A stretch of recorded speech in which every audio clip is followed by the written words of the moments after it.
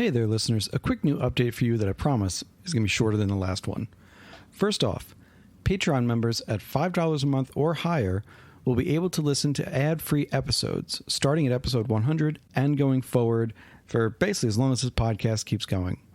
You can listen either in the Patreon app or through Spotify, where you can get an exclusive RSS feed available only to Patreon members. This is one of the easiest ways to support the podcast for just $5 a month, and I hope you enjoy your ad-free experience. Second, those single barrels are almost here. The Barrel Rye, finished in Armagnac and picked with This Is My Bourbon Podcast, and the 2 Jack Daniel's Barrel Proof Ryes are on their way. Patreon members will have exclusive discounts and prime access. Even $1 a month means you'll have a few hours more to get those bottles before they're released to the public. Last thing, there are now 2 spots available in the monthly Bottle Share Club, available to patrons at the $25 a month tier. If you're interested, I wouldn't hesitate. I expect the spot to go quickly. If it looks like it's all filled up and you're still interested, shoot me an email and we'll see if we can open up just one more spot. With that, thanks everyone, and enjoy this episode of the Whiskey Ring Podcast. Hello everyone, and welcome to a new episode of the Whiskey Ring Podcast. And today we will probably mention the word whiskey maybe twice throughout the entire episode, because this episode is all about rum, and particularly about Holmes Cay Rum. And to talk about rum and Holmes Cay, we have founder of Holmes Cay, Eric Kaye. Welcome on. Thanks, David. Good to be here. Absolutely. So you and I got to meet for the first time last year, I believe, at a Beastmasters event. And if people don't know, Beastmasters is it's a group based in New York, but I think it has some national reach at this point. And they like high proof things. So I fit in there perfectly. But as do you. I mean, the rums from Holmes Cay are, for the most part, not exclusively, but for the most part, single barrel, cask strength. So it fit in perfectly. You had an event with them and got to talking, and it was great. And then we reconnected recently at the Indie Spirits Expo, where I got to try some of those Reunion Island rums. And we'll talk about those a little bit later. But as this is the first episode we've really done focusing on rum, we're going to start at the basics for a couple things. So what is your simplest definition? What is rum? What is rum? The basest, simplest, rum is a spirit made from sugarcane. The U.S. definition of rum is a distilled spirit bottled no less than 80 proof and distilled to no higher than 190 proof. So if you go above 190, you have vodka or neutral spirit. And if you go below 80 proof, you have a liqueur. And it can be made with molasses. It can be made with fresh cane juice. It can be made with cane syrup, but it has to be made with sugar cane, not beet sugar, but sugar cane. And that's basically what rum is. There are other sugar cane spirits like cachaça from Brazil, or aguardiente from South America, or clarin from Haiti, but rum is basically a sugar cane spirit. And is it limited to those 3 variations of the sugarcane, the juice, the sugarcane, and the molasses, or can you kind of make one? For the most part, there are some people making it from sugar itself, or a jaggery or panela, but overwhelmingly, 99% of the rum you see in America is made from molasses. Some made from cane syrup. The French tend to use a lot of fresh cane juice. They're not the only ones, but they're famous for their rum agricole, which is fresh cane juice instead of molasses. That is one of my favorite varieties, I got to say. I love the freshness of it. So you just mentioned, we'll go into the next question, which is delving a little deeper, the differences between, let's say, British, French, and Spanish style. Sure. So those are really 3 really broad but useful ways to describe 3 sort of main traditions of rum making.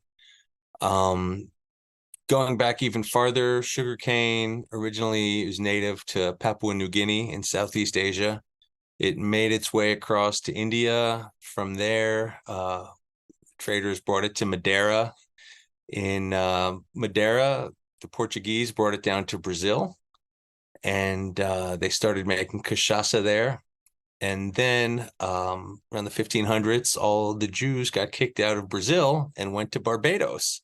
And they brought the cane with them. And that's where rum as we know it was born in the 1600s in Brazil. So that's what's become to known as the English style of rum making, practiced in a lot of the former English colonies, Jamaica, Guyana, Barbados, characterized by pot still rums or a pot column blend, a little more flavorful, heavier profile, sort of the original. And then you have, it's known as the Spanish heritage style or Spanish tradition, which is a newer version because it's made predominantly on column stills, which are a later invention. And it's a lighter rum. The Spanish style rums, Bacardi, Havana Club, things like that, Don Q, more meant for mixing, making pina coladas, mojitos. And then you've got the French style, which is really known, famed for their rum agricole, which is the fresh cane juice. It's a little more grassy and floral, sort of like the equivalent of mezcal versus tequila. You know, a lot more terroir in the fresh cane juice. So those are broadly the three styles. Obviously, there's British countries making French style rum and French making Spanish, and all mix of the others. But those are three real broad categories. Look, I think when you're starting to get into a spirit for the first time, and I've been enjoying rums for a few years now, but now I'm starting to look at them more for just covering them and writing about them. So it's helpful to have that categorization, and then you find the exceptions, right? For sure. But So when you say I want a Jamaican rum, you know you're going to get a heavy pot still, a bit of funk with overripe bananas. If you say you want a Puerto Rican rum, generally it's going to be a light mixing rum, or be it gold or dark, or that's a whole other conversation we'll get into in terms of color and rum. sure. But absolutely. So with I mean, we could jump into that. The types of rum that people are likely to see when they walk into a store, if they're not looking at these single barrel or really high end rums, it's going to Mhm. be mainly either a white rum, maybe dark rum, spiced, Yeah. something like that. And it's really unfortunate that rum has sort of fallen into that white, dark, gold, because it tells you absolutely nothing about the rum. Color is the most useless way to describe a rum. A white rum can be a Bacardi, or it can be a super high ester, funky Jamaican rum, unaged, or it could be an aged rum that's been filtered. It really tells you nothing about it. A dark rum, people think darker is older. Generally, dark rums are young rums that are caramel colored to be dark, because drink recipes call for dark rum. And gold rums can be anything from 20 years old to unaged with dyed. There's a great rum brand called Hamilton, run by a guy named Ed Hamilton. And two of his biggest selling rums are Jamaican Pot Still Gold and Jamaican Pot Still Black. And people buy one of each for their drink recipes, and it's the exact same rum. And he's honest. He'll tell you it's the exact same rum. And they come out, they're unaged, they're clear rums. He dyes one of them gold with caramel coloring, and then he adds some more caramel and makes one black. And it's literally the exact same spirit with different amounts of flavorless caramel coloring added. And why? Because drink recipes call for dark rum and light rum and gold rum. So yeah, color is completely useless as a descriptor, unfortunately. And you don't see that in whiskey. You say I want a light whiskey, I want a dark whiskey. You don't run that risk of somebody walking into a liquor store and saying, I want, what whiskey do I buy? And how do you answer that question to a first time whiskey drinker? Right. And you're usually not going to get like, well, maybe you get the spice whiskey for sure, but Yeah, the Fireball. that Here you example, go. the Fireball, yeah. And that's what you're Um, getting in rum. People walk in and they get some of these brands that are heavily marketed and loaded with additives and fake age statements that doesn't exist in whiskeys. You don't go in seeing a Fireball next to Macallan 18 on the shelf at the same price, and you see that in rum, unfortunately. And multiple people have described rum as kind of a wild, wild west when it comes to regulations and rules like that. So with whiskey, in some ways, you can go with if it's darker, it's likely to be older. Certainly not 100% rule, but likely just more time in the barrel, because you can't call it whiskey without, in the US, without if you add any coloring or anything like that, or straight whiskey at least.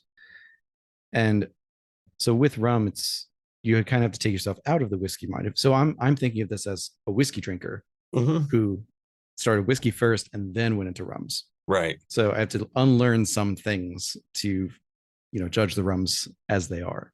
Yeah, there's a lot of ways that whiskey and rum are very different. For example, rum tends to go into the barrel at 75 as high as 85%, whereas a whiskey, I don't think you'd ever go into a barrel at 85%.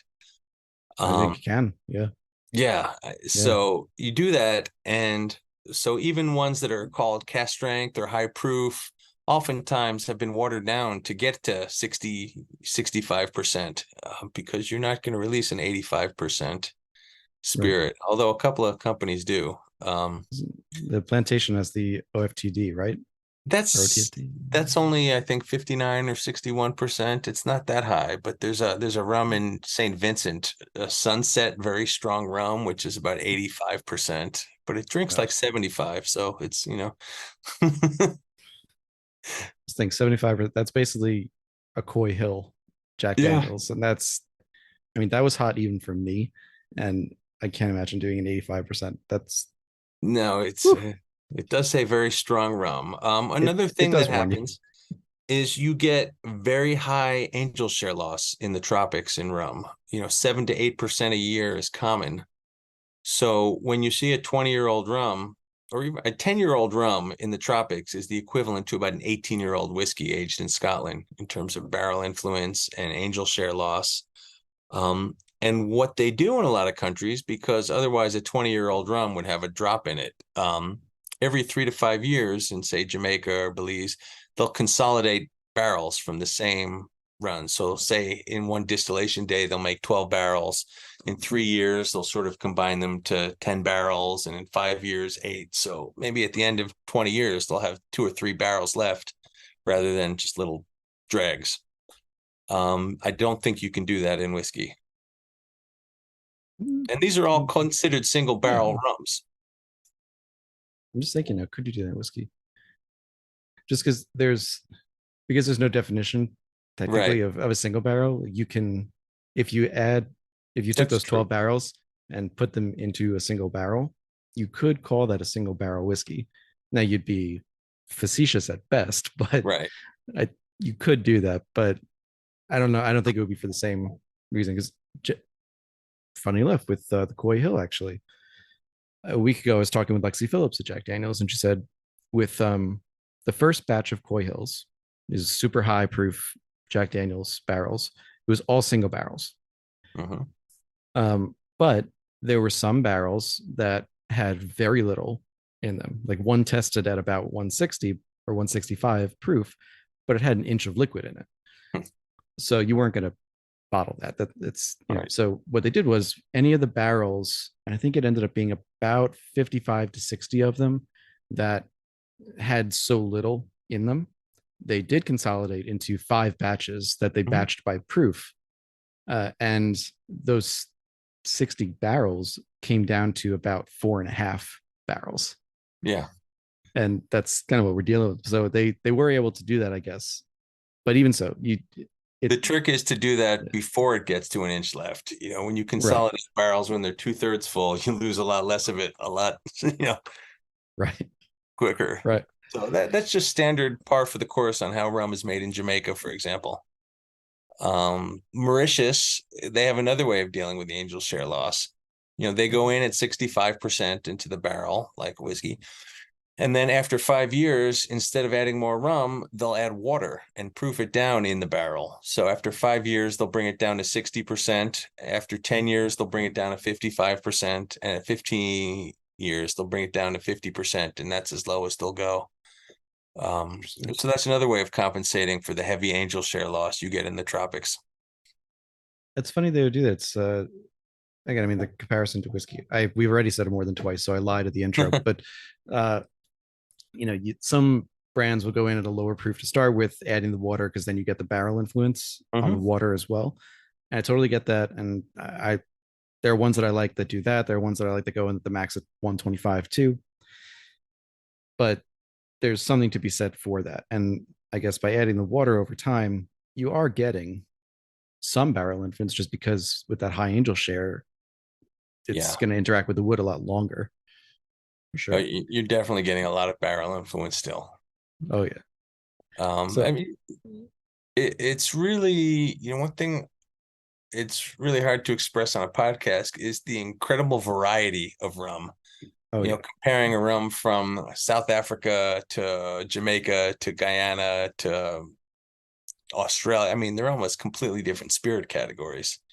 Um, Whereas whiskey, there obviously are varieties between Islay and Speyside and Canadian whiskey and bourbon, but they're still all recognizable as whiskey. Mhm. Whereas blind tasting on some of these rums, and you'd swear you were drinking Calvados or a brandy or a peated whiskey, or I mean, the variety of different methods of production, stills, yeasts. It's really a cool category, rum.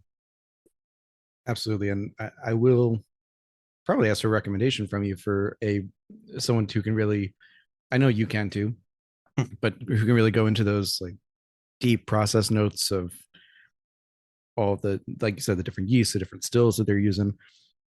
This being the first one, I do want to focus more on Holmes Cay and a couple of the particular countries and processes there. But there's definitely room for another episode or two Oh on yeah. that.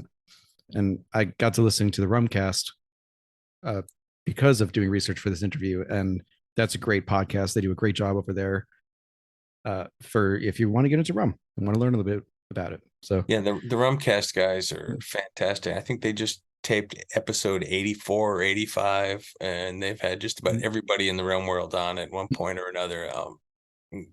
Incredible series if you want to get into rum. absolutely, I'm pacing just ahead of them. I think this will be episode like 106, 107. So That's like half fantastic. a year ahead. But no, it's great. And to be honest, I had stopped listening to whiskey podcasts unless I was doing research because I'd be like, oh, I'm gonna maybe have this person on, so I want to wait till I listen later on. And some people I just couldn't listen to anymore. But the with getting into the rum world, it's a great way to do it. It really is. So as you said, it's impossible to get into all the different varieties of rum and styles and processes in one episode. But I just wanted to throw three terms that we hear a lot in rum, Mhm. that I've heard a lot in rum. Just throw them at you, rapid fire, and just explain quickly what they are. Sure. So the first one is sulfuring barrels. I Sulfur hadn't heard that before. barrels. Um, it happens more often when you're dealing with various wine barrels. Um, and not necessarily the ex-bourbon barrels, but sometimes when you're dealing with wine barrels, port casks or zin casks to reuse for rum, they'll sulfur those barrels to prevent them from getting, fungal or bacterial or, from the barrels going bad. You want the influence of the wines, but again, you don't want some bad bacteria in there just completely destroying your spirit. Sure. So it's important to wash those out and make sure you don't get sulfured in your, spirit, which can happen as a side effect. You can get a bad barrel which has been sulfured, and then you just throw away a barrel worth of great liquid. It's a Not number very two. And common. That's a pretty deep. I thought you no, were going to go basic, and you threw a deep one at me. I did. Yeah, this isn't really in the order that I thought it would be. That should have been the last one. The first one that I should have asked you is Jamaican in particular, dunder pits. Dunder pits. Okay. So muck pit is different from a Yeah. dunder pit. So dunder and muck are two different things. So dunder, it comes from the Spanish redondra, is basically using the vinasse, what's left over after you do a distillation run on a pot still, whatever is left in the still, you take some of that and you add it into the next batch. It's all the good stuff concentrated that's left over. It gives it a lot more flavor. And that is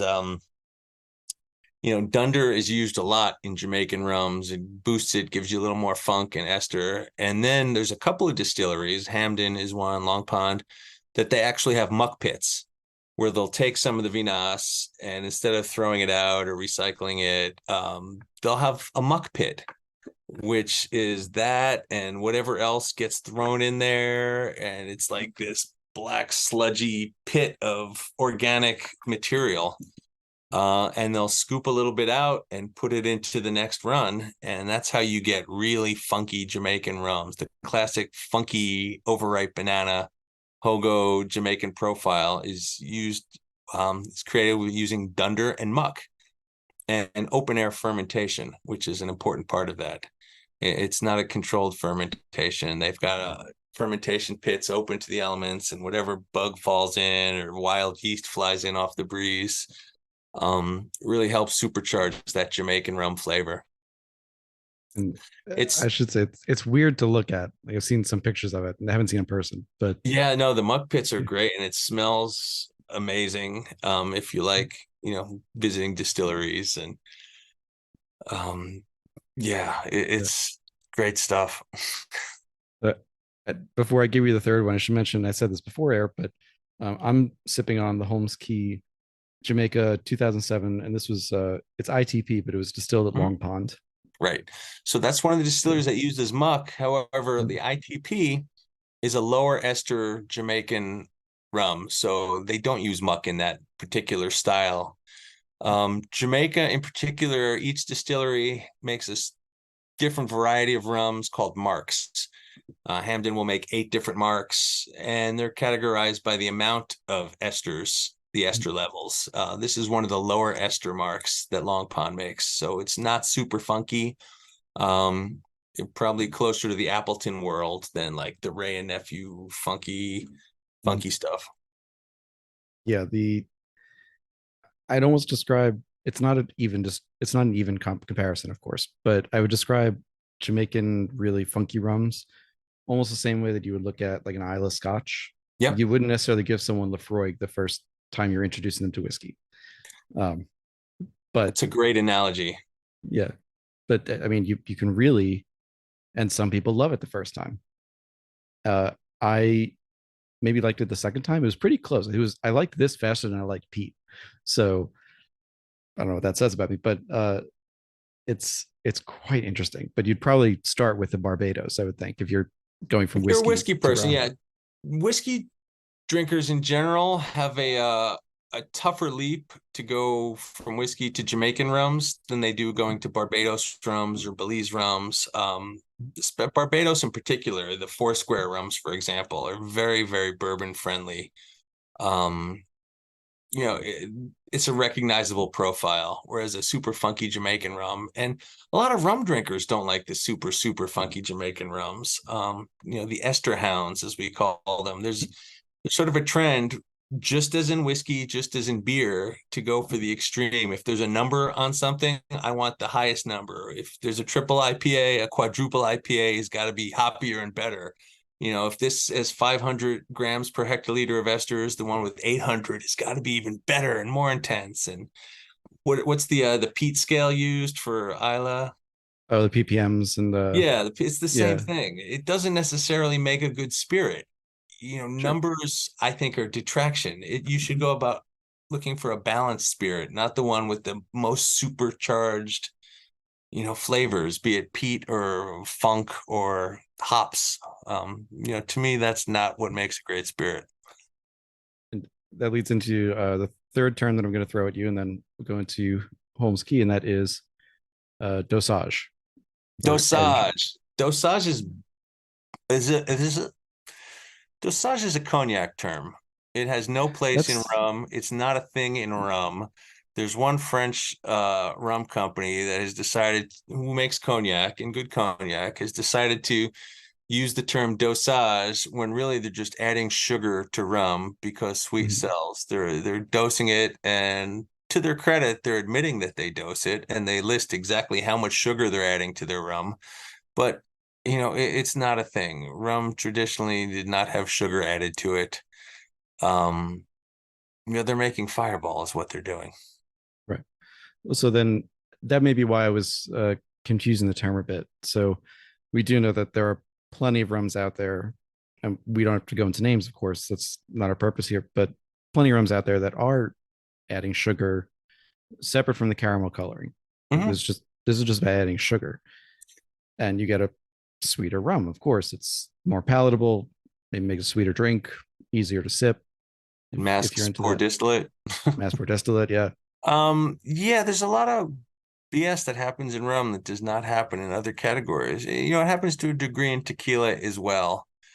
Um, and there's a lot, and let me specify the difference between caramel coloring and sugar. Caramel coloring is not sweet, it has no flavor, and it's been used for hundreds of years. That's been standard in rum to color for batch consistency to make it look, so that's an accepted practice in the whole category. Um, but sugar being added is a relatively new thing because Americans have sweet tooths. You see it a lot in the Spanish style rums. A lot of the Spanish rums are notorious for loading it up with sugar, and not only sugar, vanilla, glycerol for that smooth mouthfeel. If you see a bottle of rum and it kind of drips down the side of the glass when you pour it slowly, that's because antifreeze has been added to it. I mean, propylene glycol. Um, Yum. and they're adding, you don't need a lot of it, so it floats under the FDA radar, but there's a lot of additives, some getting as much as 30, 40 grams per sugar per liter. You get a candy bar in every bottle. Mm. Of course, that's going to taste sweet and smooth when you load it up with vanilla and sugar or sherry syrup, or you know, age it in wet casks with like 4 liters of sherry in the bottom. Makes It's sense. there's a lot of nonsense. Some countries do not allow sugar, like Jamaican rum. By their Jamaican rum laws, you cannot add sugar to it. So if you want an unsweetened rum, you're safe going with the Jamaican rum or most of the Barbados rums. So with that, Cuban rum, no sugar added. There's another oh, one. and Yeah, now we can get that. we can't So get that, unfortunately. Not no, legally. No, it was legal to bring it back for a while, and then after the last administration, they changed the laws, and now it is currently illegal to bring back Cuban rum again. I had someone who visited Cuba in that period, and they brought back some rum, and it was Oh yeah, really good stuff. it's amazing stuff. Or you can go to Yeah, London or Canada or anywhere else in the world and get Cuban rum. right. This my favorite of the Spanish styles by far. Well, hopefully someday. It's But not just forbidden fruit. It really is good rum. no, sure. Cigars, the rum. Yeah. The food is nothing to bring home, but cigars and rum are amazing. So with that, we'll jump into Holmes Cay, which Sure. is your brand. It's named after you. Uh, It- it- and I wanted to start with your first release, which was the Barbados 2005, and that was in late 2019, early 2020, right? correct. September 2019. Right. Yeah. So from the beginning, why did I release a rum? Short answer, I couldn't get the rums I wanted in America, so I decided to bring them in myself. 5 years ago was a really different time in the rum world. There were no single barrel cast strength rums coming to America. Foursquare was not really bringing them out. Hamden was not here. Velier was not here. Plantation may have done a couple, but really nobody was doing cast strength, no additive rums like you see in Europe all the time. Europe has this strong tradition of independent bottlings, and occasionally we'd get some of them here via Samaroli or Duncan Taylor. Some of those independent whiskey bottlers would dabble in rum. But I would go over there and I would see these incredible rums that nobody was bringing to America. Not having a spirits industry background, I didn't realize how there was a reason for that. And there's a 3-tier system and 50 distributors for 50 states. And, I didn't know that. I thought, you know what? I missed out on the last, and it was Foursquare, the distillery that was the impetus. I think are making some of the best rums in the world. They've never put out a bad rum. Richard Seal is a 4th-generation rum maker, and arguably one of the best distillers in all categories. So I thought I'd bring a couple of barrels of Foursquare to America and release them. And worst case scenario, I'd have enough Foursquare to last me the rest of my life, 500 bottles or so. And we sold those out in like 2 or 3 months, and hence a company was born, and a brand, and a going concern, I guess, as you call it. And as you just mentioned, at the time there really weren't any independent bottlers bringing in rum. Just those couple of small exceptions. And even today, though, we're good friends in this podcast with Impex Collection. Impex is a sponsor. They bring in a bunch of rums. Yep. Raj over at Glass Rive Imports brings in some really funky stuff. Yeah. From Monet Musk. Yep. And that's where it's too funky for me. That's like my Lefroy in the rum world. It's just too much. Impex and Raj bring in great stuff. And it's great. In the last 5 years, there's been at least 4 or 5 independent bottlers just really focusing on rum, or rum with some whiskey as well. But getting that knowledge and having access to these things that were previously only available in Europe and the Caribbean and elsewhere. So when you started, though, in, let's say, 2019 but 2018, really, yeah, and before thinking about it, when you were figuring out how to bring in those first few casks, even the first cask period, who did you look to for inspiration, knowledge, guidance at that time? So one of the big sort of cheat sheets was an article written by a guy named Matt Petrick, who has a blog called Cocktail Wonk and the Rum Wonk. He's also written this year one of the most incredible reference books on rum called Modern Caribbean Rum. It's about 900 pages, and that's an essential book to really learn about the spirit. But he wrote an article about independent bottlers, which I knew of in Europe, but he explained one of the reasons why it was so hard, but that there was a company in Liverpool that specialized in rum barrels. And so I reached out to them and saying, this is what I want to do. Can I get some barrels? And they said, sure. Do you have your liquor license and all of that? And this was in mid 2018. And it took me about a year then to get all my permits and licenses, and state license and federal license and marketing permit and trucking permit and all of that. But this company's been around for decades in Liverpool, and they specialize in being a broker of third-party rums.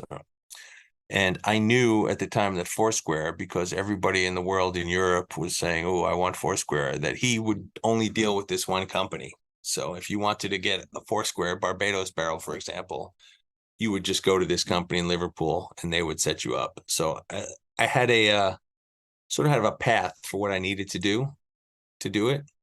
There were a lot more bureaucratic hassles and troubles in there, distribution, trademarks, and licensing, all that fun stuff. But buying the rum is the easiest part.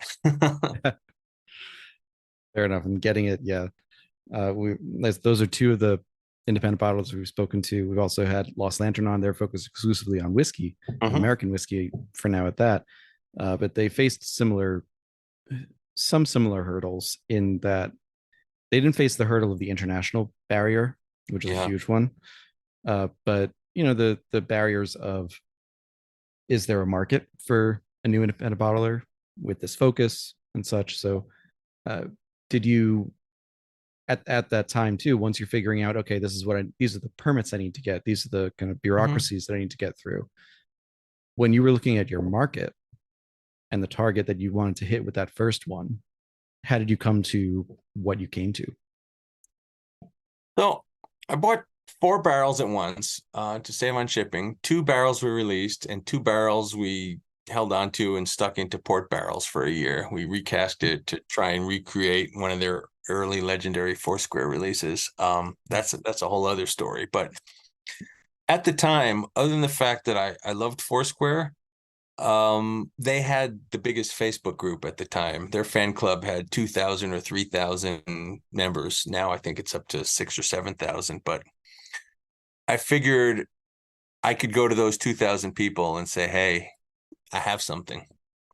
And um, so that was really, I didn't know if there were more people like me. There were some rum forums. It was not as big and massive. Did not know what the market would be for rums that were $150 a bottle, which was the price of the first bottle. And then I needed a place to sell them, and I, like touring with an indie band, I loaded up the car and drove around to liquor stores, and the reaction I got more than not was, "There's no such thing as $150 bottle of rum. Get out of here." Right. And then there would be stores that had these amazing selections of scotches and bourbons, and they're like, "Oh, I get what this is. Sure, we'll take a case." Um, we only had 80 cases to start with in our first release, so it wasn't a tremendous amount of rum we had to move, but it was interesting. Sure. And particularly, you've also said on the first episode of the Rumcast you did. This was the second episode they'd ever done, I think. Yeah, we had just And started. They had just started. That's why they right, asked me, because they figured he's nobody. He wouldn't turn us down. And I've been in those early episodes. I got very very lucky. Like I had not only my first guest who's very very small distiller out west, but the first 10 I had Michter's on there. I had Taconic. I had wow, uh, Highland Park was number 6, I think. So I that's got super fantastic. lucky, but I know that's not usually how it goes. Right. Um, but still, I mean, and so at the time you'd said that you don't believe in gateway rums, which I think has been kind of an undercurrent through this conversation, particularly starting with those sweeter ones and then weaning off the sweetness to the traditional real, if you will, rum.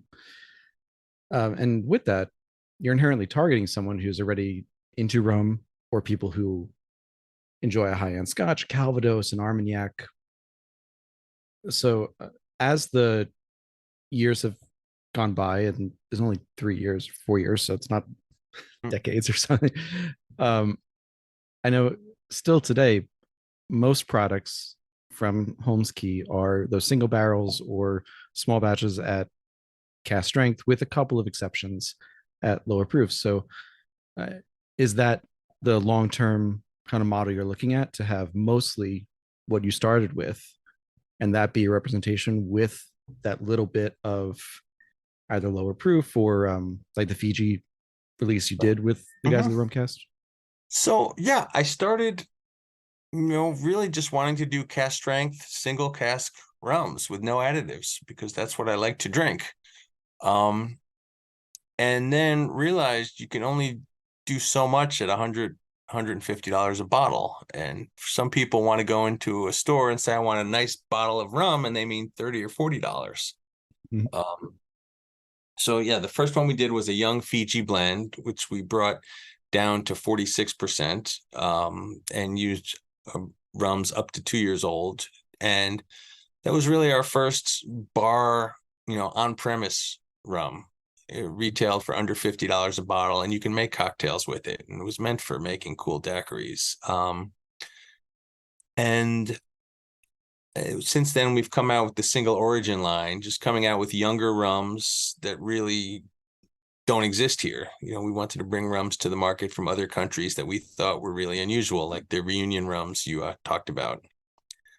And then, I wanted a table rum that I could drink every day, mix with it, do whatever I want, and buy for $39 a bottle. So we created that this year, the Heritage Blend, combining all three styles, which I hadn't seen done, which is part English, part French, and part Spanish, put out at 43%, which to me is my everyday rum for everything. And that to me is the unsweetened gateway rum. When you talked about gateway rums, that's really defined as the rums that are really popular. Most people getting into rum saying, "Oh, I love this rum. It's so smooth." And it's smooth because it's loaded with sugar and glycerol. And some people don't care. But once people learn that this rum tastes this way because it's loaded with additives, I would prefer to add my own sugar if I'm making a cocktail. I'd rather not pay for it in the whiskey bottle. This month's Impact Spotlight is on White Heather and McNair's blended whiskeys, and the tales of the two men who made these venerable brands what they are. The first is Billy Walker, a 2021 Icons of Whiskey Hall of Fame inductee and owner of the Glenallachie, another Impex brand and a recent podcast guest. Billy has over 5 decades of experience in the Scotch world. With White Heather unshow-filtered blended whiskey, Billy returns to his roots. White Heather was relaunched in 2021 with a 21-year-old blended Scotch, and is now joined by a 15-year-old edition. Both feature 47% single malt in their blend and draw from top stocks in Islay, Speyside, and the Highlands. The 15-year-old is matured in American and Spanish oak casks for a beautiful blend of honey, malt, wispy smoke, and candied citrus. The 21-year-old is matured in American oak and sherry butts for 18 years, before a final 3 years in PX and Oloroso puncheons. This is plus time in medium toast and medium char Appalachian oak for a final burst of sweetness and complexity. The second story is of Harvey McNair. McNair was the essence of a Victorian Scotsman. He accomplished many trades and travels in his lifetime, and more than anything, he loved and championed the natural, unadulterated color of whiskey. Pure gold, as he called it. Pure gold was the foundation of the whiskey blends he created. Today's McNair unshow-filtered blended whiskey, thanks to Billy Walker, honors Harvey's legacy, marrying peated malt, Highland, Islay, and Speyside with Glenallachie spirit. This is a blend for the peat lovers. To find all of these whiskeys and any Impex product, visit a premium spirits retailer near you. You can also visit Impex at www.impexbev.com or email office@impexbev.com for those harder to find releases. The Whiskey Ring podcast is proudly sponsored by Impex Beverages. Sure. You're in that way too. This was from the second interview you did with Rumcast. It was a year and a half later or so that rum was kind of like, you estimated it was kind of like 5 years behind mezcal, 10 years behind tequila, both in terms of appreciation, but also getting rid of that. I think what did you say? I want to get the thing right. The pirate and party version, and really into something that, right, like there are still rum, you can still have rums that are like that, but to show people that just like tequilas and mezcals, and I would even throw gins in there as well recently, there's a place for them in high-end cocktails as sipping drinks, as high quality spirits in and of themselves as well. So with that said, with the let's say 5 years behind mezcal, 10 years behind tequila, that was in 2021. Did COVID or anything else kind of change that timeline for you in terms of slowing or quickening the appreciation? COVID was a good time to start a luxury alcohol brand, I have to say. We started the year before, but people were just staying at home drinking really expensive things and experimenting with pricier things than they would have because the world was going to end. So let's, drink and be merry and drink the good stuff. In the 4 years, we've seen an explosion of the rum aisles. in the high-end stores and whiskey stores that you'll now see 10 or 15 really good quality cask strength rums that, 5 years ago you would see nothing. So we're getting there. But then you go to and see a tequila aisle and it's, way more than, I mean, I remember when you go to the tequila aisle and there would be Cuervo and there would be the one mezcal with the worm in it, and that was it pretty much. And there would be maybe a cheaper one, and now you'll see 100 tequilas and single village mezcals from all over. Um, it's awesome to see, and we're getting there. But the demand is to tequila and bourbon outsell rum 10-1.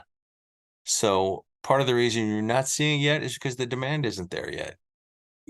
Bourbon is this monolith, and now tequila is shooting up, and the Rocks tequila is selling 1 billion cases or whatever, 1 million cases a year now, and there hasn't been a next generation rum that is hitting those numbers yet, like a Patron or a Terramana or an Aviation Gin. There hasn't been that category killer to take on Bacardi or something like that in a premium level. There's not a Grey Goose. So we're not there yet. And once that happens and rum sales start matching, like I'll go in and I'll taste stores that do 40 whiskey picks a year. And they'll say, wow, this is incredible. If this was bourbon, I'd buy 40 cases from you. But, let's try one case. Because rum doesn't sell. It doesn't sell in cocktail bars. It doesn't sell in liquor stores. I wish that weren't the case, but it's a sad fact that it is, the minority in spirit sales. We're hoping to change that, and a lot of us are. Sounds like not that I'm advocating for celebrity spirits brands, because, well, I'll put it this way: the celebrity whiskey brands have mostly been not great. Yeah. The gins, I mean, I got to admit, I like Aviation. I'm not really a tequila person, so I can't speak to those. But some of the gins that have been put out, some of the other spirits, celebrities are pretty good. Aviation was a brand before Ryan Reynolds got involved. He liked it and got involved and brought it to a whole other level. But they were making a good gin before he got involved. Sure. He got in for the right reasons. But the other people whose managers say what you need for your brand as a celebrity is to have an alcohol, that's generally not the right. I mean, he went and he started an ad agency to help market his gin. He really was involved with the brand. Yeah. And you hear the same stories like George Clooney walking around and going into stores to sell Casamigos cases. And the Breaking Bad guys with their... Yeah. So, there's some that kind of take the higher road, I guess, or the right reasons, I think is a better way to put it, like you said. But it sounds like we need someone to do that for rum as well and just really blow it up as a premium spirit. Trying. I mean, Bruno Mars has a rum. Kenny Chesney has a rum, which is Blue Chair Bay, which is for the most part, a flavored rum. It's a fireball, and he sells millions of cases of it, but it's not a serious spirit. Ciara is involved in 10-1 rums. Problem is, you mentioned that, and people say, "Who is Ciara?" She's not George Clooney. But there hasn't been that super megastar like a Lenny Kravitz or, I always thought Idris Elba would be a great rum brand owner. Everybody loves Idris Elba. They do. And I feel like you'd have to get him away. I feel like he's going to be a gin guy just because he's got a ultra British. I think he has a rose, unfortunately. Yeah. But maybe we can get him. If you go to England, they are drinking tons of rum, more rum than gin, I would say. French also, the French drink a tremendous amount of rum. Both of those countries drink rum more than we do. The French, should be noted, they have the highest per capita whiskey consumption. They have the highest per capita aged spirit consumption of any country in the world. And even just gross numbers are insane when you look at it, but that's a whole different tangent. Because they're Um, not beer. yeah, They're drinking yeah, wine, and brandy and whiskey and rum and right. So I'm just curious, and maybe this is too tenuous a connection, but go with me on this. let's go. So before the American Revolution, Hmm. rum was basically our spirit as well. It was Oh, made all over the country, well, hmm. all of the East Coast, let's say. It's what we drank. There maybe some whiskey, but it was just local. It was really rum was the spirit of choice, Rum was America's drink. right? And of course that changed because it got seen as British, and we didn't want to drink it anymore, so we went to bourbon, or what became bourbon and whiskey and Hmm. rye. Uh, Now this is we're talking 250 years later, almost at this point. Yeah. But is it? Do you think that the reason, or let me rephrase it? Do you think that America's seeming reluctance to adopt rum still stretches back that far, or is it just that because it's that far, and because we had so many years without rum as a major spirit, they just gravitated to different spirits, and as such, rum has to kind of get a foot in the door first. Well, rum started to come back in vogue in the 30s and 40s, after 150 years with Trader Vic and Mm-hmm. Don the Beachcomber and the whole tiki movement and tropically and airfares to Cuba and Havana and the Caribbean. And people were going down there at Sloppy Joe's and drinking daiquiris and pina coladas. And that's where rum got this reputation from being a New England Medford rum, like a whiskey, to let's go down to Havana and drink pina coladas and rum and Coca-Colas. And that became sort of that cocktail drink rather than let's drink a whiskey. Um, and then you have this monolith, hugely successful company in America, Bacardi, which is really a spirit category unto its own. Nothing about the quality of their rum, which is it's good rum, but they're known for making a white rum, basically, meant for mixing. And people think of, like Q-tip has become the name of the cotton swab you stick in your ear. Bacardi has become synonymous with rum in a lot of places. So you don't think of Bacardi as something you want to sit by the fire and sip. You want it in your Coke. Sure. um, so those are some of the things that have been holding it back.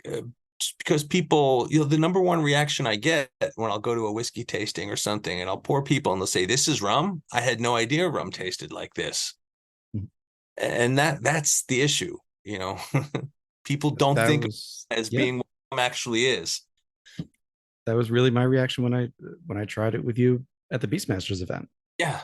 I had some what I'd consider kind of higher end rums, but nothing of the same ilk for sure. And I think we tried like 7 or 8 rums that night. Yeah. Um, so even I can't remember exactly what we tried, but of all of them, but some were picks and all of that. But the point is that there's such a world out there to explore with this. Even if you just went island hopping and then continent hopping, because we've mentioned Mauritius and Reunion Island. These are off the coast of Africa.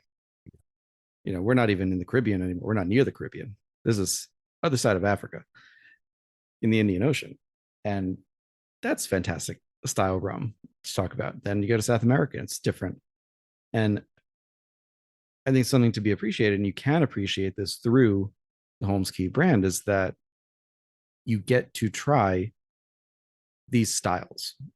And I I think it would be fair to say that when you put out a single cask or a single origin, you're putting something out that's going to represent what that country, or in the case of a single distillery, that distillery, what that character really is and represents. Like if you're putting out a Foursquare or a Barbados cask, it's representative Barbados. So you're putting out these different Jamaica ones, they're representative of what you should expect from a Jamaican high quality rum. On the flip side of that, then, because you get to travel all over and see all these different countries and taste these rums. I should note, I'm friends with you on Facebook. I get to see all the different places you're traveling in. My God, you must have miles. Um, do you feel a any sense of like extra responsibility then to introduce these rums and give more background information to say it's not just what's on the label, it's also this represents something, this represents a country, style. 100%. I mean, again, my background is not distilling. If you ask me technical terms on how the rum is made, I'm not the guy for that. I know in the broad sense, obviously, how to make rum, but I consider us more curators than producers. I like to go around, it's rough, fly around the world, visit my favorite distilleries, and try and convince them to sell me barrels of rum. And for example, Reunion Island off the coast of Africa, I flew there because there's this legendary distillery, Savannah.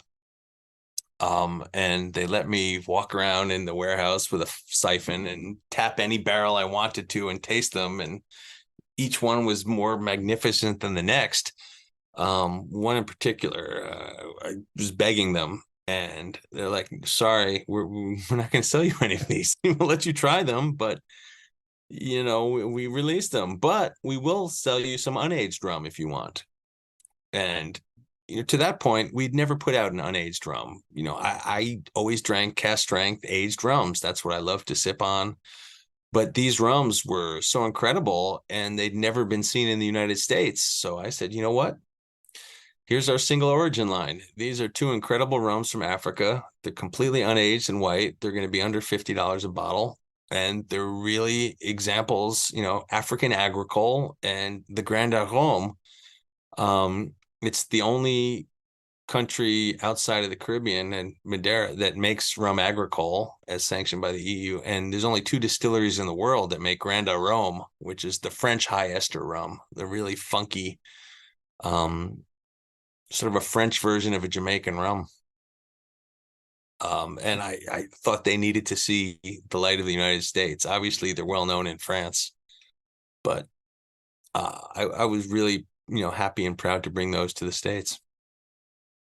I mean, when I tried those at the 80 Spirit, so I walked over to you just to paint a picture for people. I walked over, said hi. We had just hadn't seen each other in a while, but I kind of reintroduced, and we were also talking about, this is a separate episode that I want to do, but we were talking about this 17-year-old Appleton that had recently come out. The Ray and Nephew. The Ray and Nephew 17. And I said, I looked at what you had on the table, and I was like, all great things, I'm sure. I knew I had to kind of pace myself because you have to go to different booths and all of that. So I was like, I have something from that country and that country, that country. What's something really new? And you pulled out those Reunion bottles. And I think I had the same reaction that I had the first time I had real Jamaican rum, where with the funkiness from that, where it's just like nothing. To your point earlier, I don't know that I would have classified that off the bat blind as a rum. I wouldn't have known to. And the first one in particular was so smoky and, dare I say, peaty. It's not peat, I don't know, but the smokiness of it was reminiscent of that. And I was like, this would be the perfect rum to give to someone who really likes peat or smoke in their whiskeys, because they'll be like, this is okay. This can really stand up. The second one was a little more comparatively mild. I don't think it was objectively mild, but it was comparatively mild to the first one. And so that one might be kind of more the gateway, if you want to use that word, to the second one. But it was so unique. And not knowing a lot about these hugely different worlds of rum, country by country sometimes. I'm curious how that Reunion Island tradition of that style of rum came to be. Sure. So Reunion, a little background, is actually part of France. It's a French territory, like Hawaii is a U.S. state. So it's really like the French Hawaii in the middle of Indian Ocean. It's this massive volcano sloped with sugarcane fields. And it's the longest domestic flight in the world. It's about 13, 14 hours from Paris to Reunion, and you don't need a passport for that flight because you're within France. Um, but so obviously they make rum in the French tradition. They make millions of bottles of just industrial multi-column still rum that goes for mixing and sold a lot to Africa for, neutral spirit. But then they've got their heritage stills. They've got this old copper Saval still, which they fire up only a few weeks of the year. Because they're French, they do make their rum agricole. There's only 5 places in the world that can make rum agricole as recognized by the EU. It's a recognized term like cognac or champagne. Those being Martinique, Guadeloupe, French Guiana, Réunion or Reunion, and interestingly, the island of Madeira, which is Portuguese, but they've been making this style of rum for long enough that they got EU approval as well. But rum agricole, really fresh cane juice. You need to have fresh cane right there. You need to work with it within 24 hours before it starts to go bad. And they make it only for a few weeks a year. And then the other rum, the Grand Arome, it's the same still, but instead of the fresh cane juice, they use molasses as a base, and then they do a really long fermentation. The agricole is a quicker fermentation. The Grand Arome is a 10-day fermentation. It's controlled. It's not completely wild, but it's a long fermentation with special strains of yeast that they've created for this to get those supercharged esters. And that's also a defined term to make Grand Arome rum. The French have defined it as having over 600 grams of esters and 800 grams of volatile compounds per hectoliter. 2 very distinct styles. The other distillery that makes it is Le Galion on the island of Martinique. And those are the only 2 distilleries that make this style of rum. It's a pain in the ass to make. It's expensive. Longer fermentation takes more money. The more esters as well. It's almost. But does it have the same kind of following as like an Octomore, in the sense that, as you're saying earlier, you just go after the numbers and you really want those? You want to be able to say you're drinking a rum with 600 plus. Well, the good thing about that is they don't really list we don't ever list the number of esters. I'll talk about it being a medium ester, and to be honest, I don't even test to see what the actual number is because I don't care. It's less important to me than the style and the overall balance of the rum. But yeah, Grand Arome has its fans. Savannah has its fans for sure. The bigger fans are those of the supercharged Jamaican rums, the highest ester marks of each of the distilleries, the TECC, the DOK,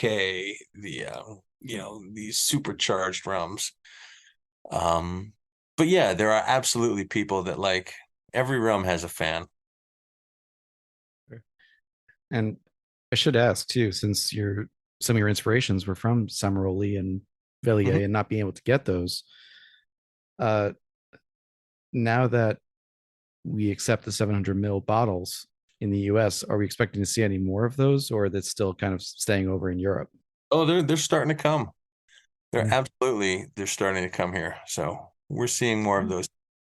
I mean, it's not just the bottle size, it's the fact that you need 50 distributors for 50 states. And so maybe New York will get some of it, or California will get some of it. But right. I just know I've seen some of the Velliers in particular at Astor. Mm-hmm. If you're going to find something, you usually go to Astor first. Yeah. As we both know. They have one I've been thinking about pulling the trigger on, but honest to God story, I went in there aiming to get that bottle, and I ended up coming out with the Holmes Cay bottle instead. So they've put out some incredible Hamden, they're funky. Oh, yeah. The Vellier Hamden releases are just wonderful. There's one on the bottom shelf in their case. Yeah. I think if it's still there next time, I'll pull the trigger. But in the yellow box. Yeah.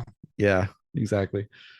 Anyway, so back to these rooms. So Reunion Island being one of the areas that really is underrepresented. I'd certainly never heard of it as even the very casual rum drinker. Uh, in a couple of podcasts, you also mentioned other areas, and this is more from like 2021 or so. So Mhm. figure 2 years ago, you said there were other underrated corners of the rum world that really needed attention. This was the list that you gave at the time. It was Japan, South Africa, Thailand, Mexico, and Suriname. Yeah. Yeah, I still agree. And I would expand that to more countries in Southeast Asia. There's incredible craft rums coming out of the Philippines right now. Um, Cambodia, Vietnam started some new distilleries.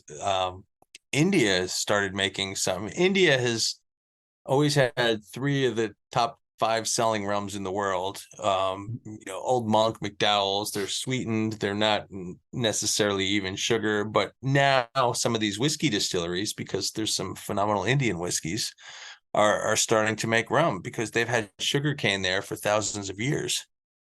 So there's no reason they shouldn't be. And you're starting to see some incredible Indian rums now. The Australian craft rum movement is exploding. There's 65 distilleries in Australia making rum right now. Wow. Yeah. Most of them, I mean, some of them are 100, 150 years old, but, dozens of them are all created within the last 10 years. With that, let me just jump in there with saying, so in Australia versus Southeast Asia, um, are you generally seeing style wise that they're being in line with their kind of former colonizers, like Australia making more British style, Southeast Asia more French style? Um, I wouldn't call the Southeast Asians making the French. I mean, the Philippines was a Spanish colony. Right. Yeah. Let's just separate that. Yeah. Right. Thailand was one of the only countries in the world that was never colonized by anyone. So, they make their own. Philippines, they have a tradition of making, rum from panela, which is the, brown sugar. They'll make it from cane juice. They'll make it from molasses. Generally, the Australians are following the traditional British style of pot still, heavier, really flavorful rums. Sure.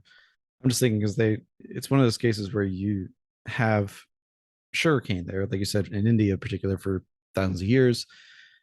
And, but at least to my knowledge, there wasn't really a rum or a sugarcane based spirit there. And honestly, at this point, I'm kind of just spitballing because I don't know. I didn't look into this thread before the interview, so I got nothing to back this up. Sorry. So I'm just asking the question. India Uh, sells millions and millions of bottles of rum. It probably second only to whiskey. They sell tens of millions of bottles of whiskey, but also Indian rum. But again, it's cheaper. It's often sweetened. But because there's 1.2 billion people, they sell a lot of rum. yeah, they took over from China. They're now the number one populated country in the world. The number one selling rum in the world, however, do you know what that is? No. Yeah, it's from the Philippines. It's called Tandue, and they sell over 1 billion, I think, bottles of rum. They are by far the largest, over $1 billion worth. They're by far the largest volume of rum sales in the world. It's insane. I think Bacardi is number two. Yeah. I mean that I believe. I was figuring Yeah, well, you'd think the way you asked the question, I knew it wasn't Bacardi because that would have been too obvious an answer. But Philippines.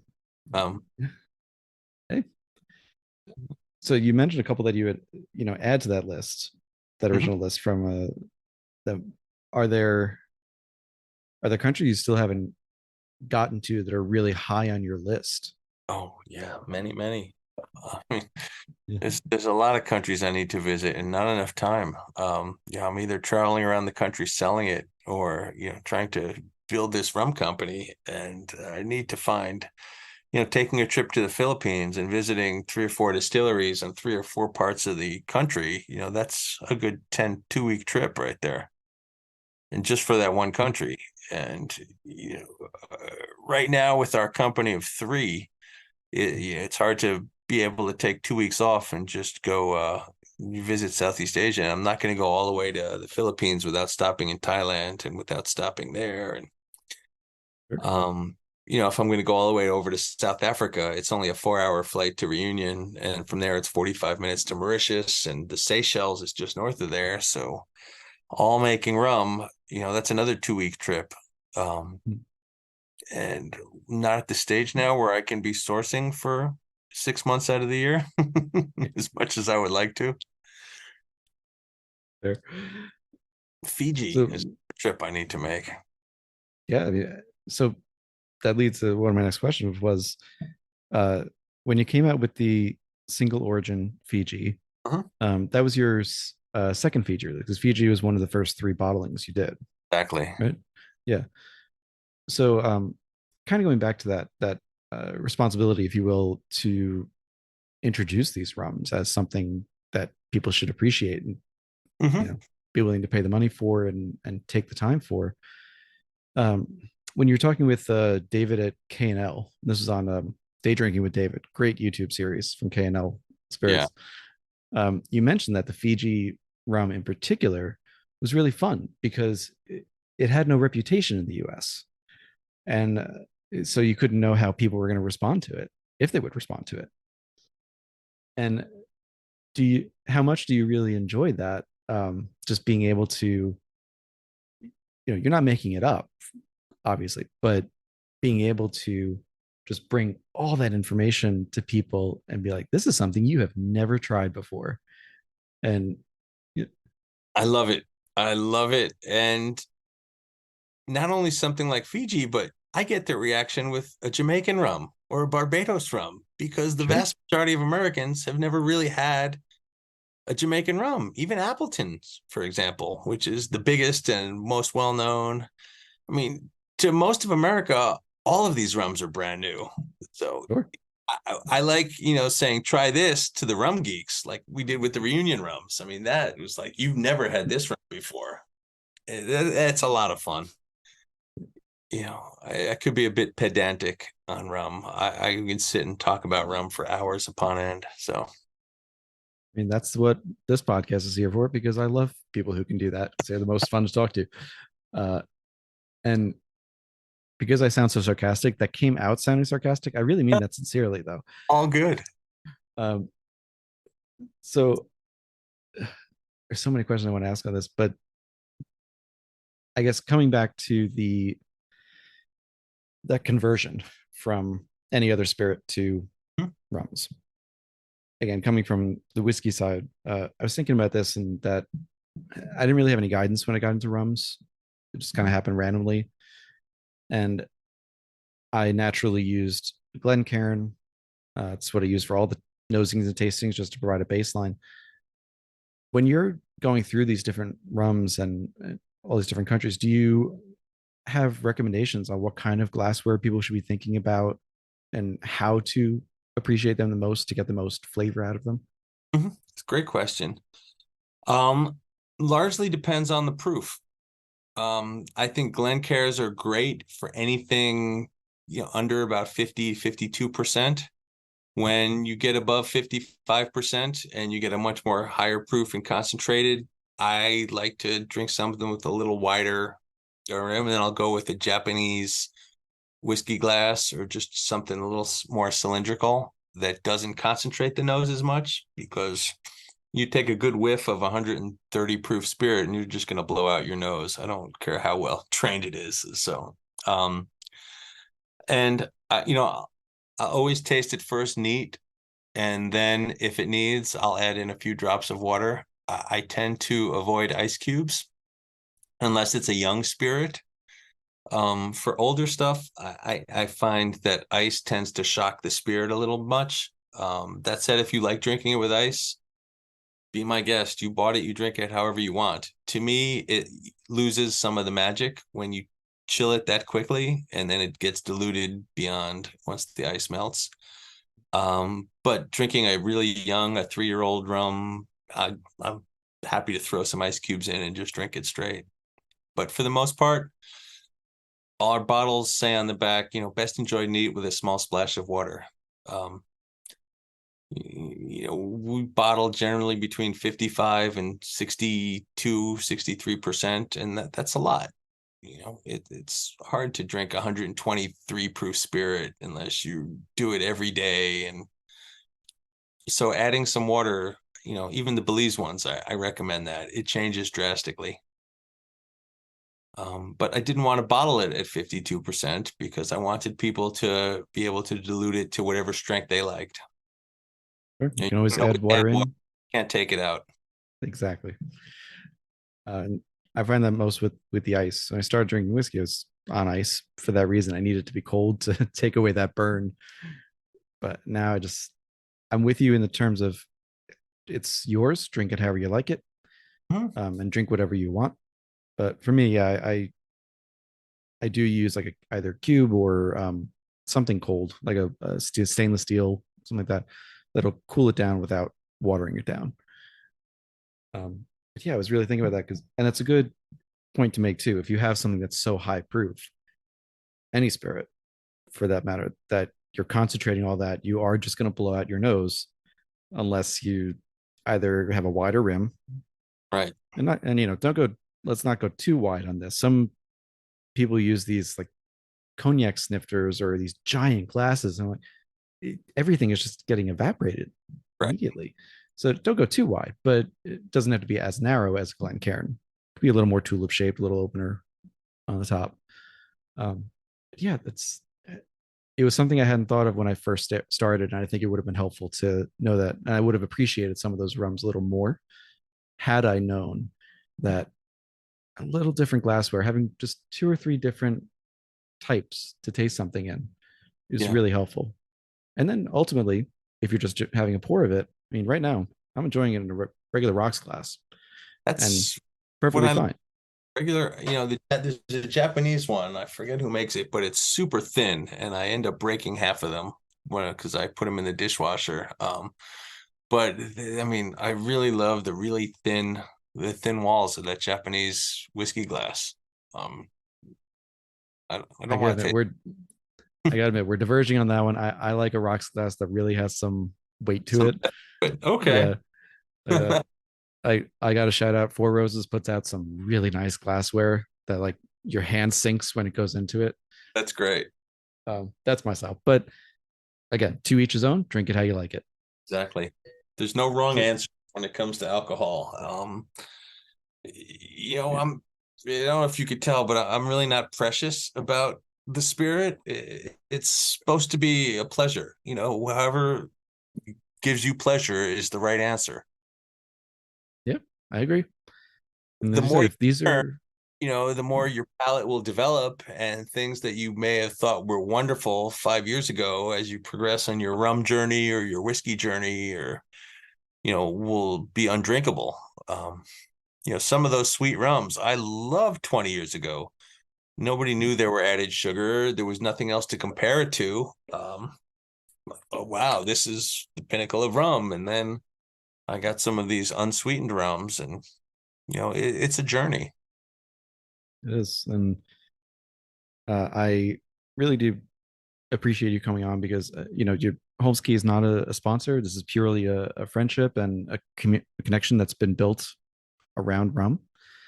But the fact that you have these single origin, the single countries at cast strength, unadulterated, it's like when someone wants, what is a true Heaven Hill product? What's a really classic Jim Beam or whatever? You got to go to the source. You got to try the original. And I Yeah. also think if you're going to try anything that's finished, if you're going to try anything that's in a cocktail, you need to try that original spirit to really appreciate what's being done with it. And with Holmes Cay and the single origin series, and you get to really do that. So I look forward to keep doing that. I've got a couple on my shelves right now. I have the Belize, a Mauritius, two or three Jamaicas. I do want to pick up a Fiji and a couple others. I'm sure that I'm just going to come across and see what I can find. Um, but with that, for this episode at least, we'll start closing out. So Eric, thank you so much for taking the time to come on and tell us all the goods and the bads about rums and all the different styles. Just give us a good primer. I could easily have talked for another hour, so we may do another one in 6 months. Absolutely. You'll have me back. You are always welcome. Always welcome to come back.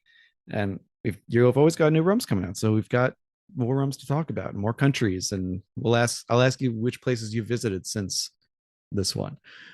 One, the next month, but, DC and Phoenix and Los Angeles and San Francisco and Denver and Boston, and a lot of selling the rums is the next couple of months, and then we'll get to leave the country again. Exotic locales, all of them, of course. But in the meantime, again, thank you for coming on. This has been fantastic. We'll definitely have you on again. Hang on with me for a sec after we finish recording. In the show notes, as always, you will have links to social media, links to the website where you can buy those rums. And if I can, I'll also throw up a couple of bars where you can try some of the rums too, if you're in an area that has them. And with that, it's been another episode of the Whiskey Ring Podcast, the Rum Ring Podcast for this particular week. Hope you guys enjoyed. Really hope you try some rums and some good rums at that in the next few weeks. Thanks so much for listening. I'll see you all next week. Hey folks, thanks for listening to another episode of the Whiskey Ring Podcast. If you like what you hear, please go ahead and click that subscribe, follow, or like button. Leave a rating and review on your podcast app of choice, and let me know what you want to hear. You can reach out to me through the podcast apps or email me at david@whiskeymyweddingring.com with any suggestions or ideas for new show guests. You can also support the podcast at patreon.com/whiskeymyweddingring. That's whiskey with an E, for as little as $1 a month. $5 a month gets you access to bonus content, including our soon-to-resume Under the Influencer series, and $25 a month means you join the Barrel Share Club. Each month, Barrel Share Club members get to try products sent to me for review, bottles from my own collection, and sometimes bottles that I just pick up because they're fun or interesting. Right now, only 5 spots remain in the Barrel Share Club, so grab your place today. Finally, please follow on Instagram. You can follow me at Whiskey My Wedding Ring or at Whiskey Ring Podcast. You can follow me on Twitter at Whiskey Ring. You can follow on Facebook at Whiskey My Wedding Ring or join the Facebook group, the Whiskey Ringers group. And I hope to see you there. Cheers, thank you for the support, and see you next time.